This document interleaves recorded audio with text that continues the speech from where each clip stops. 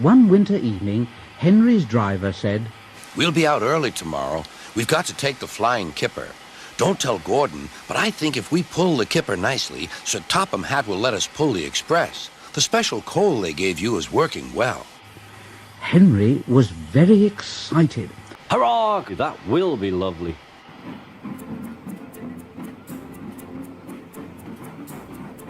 Lots of ships use the harbour at the big station by the sea. The passenger ships have spotless paint and shining brass. Other ships, though smaller and dirtier, are important too. They take coal, machinery and other things abroad and bring back meat, timber and things we need. Fishing boats also come there. They unload their fish on the quay. Some of it is sent to shops in the town, and some goes in a special train to other places far away. The railwaymen call this train the Flying Kipper. He was ready at 5 o'clock. There was snow and frost. Men hustled and shouted, loading the vans with crates of fish. The last door banged. The guard showed his green lamp, and Henry started off.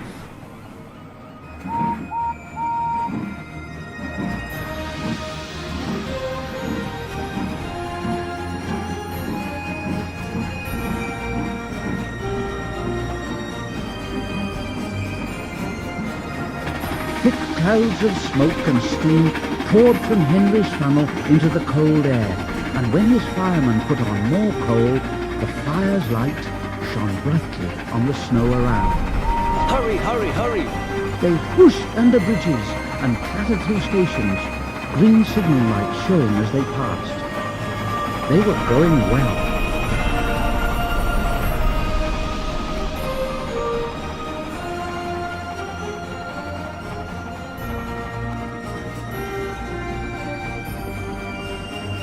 The light grew better, and a yellow signal appeared ahead. Henry's driver prepared to stop, but the home signal was down, and so he said, "All clear, Henry. Away we go." They couldn't know the points from the main line to the siding were frozen, and that the signal had been set at danger. A fall of snow had forced it down. A goods train waited in the siding to let the Flying Kipper pass. The driver and the fireman were drinking cocoa in the brake van. The guard pulled out his watch and he said, "The Kipper is due." The fireman said, "Who cares? This is good cocoa." The driver got up and said, Come on, fireman, back to our engine. then suddenly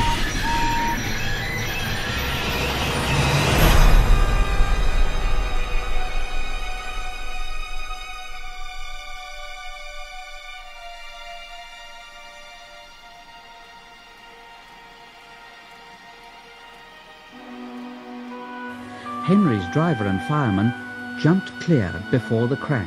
Henry was sprawled over on his side. The fat controller came to see him.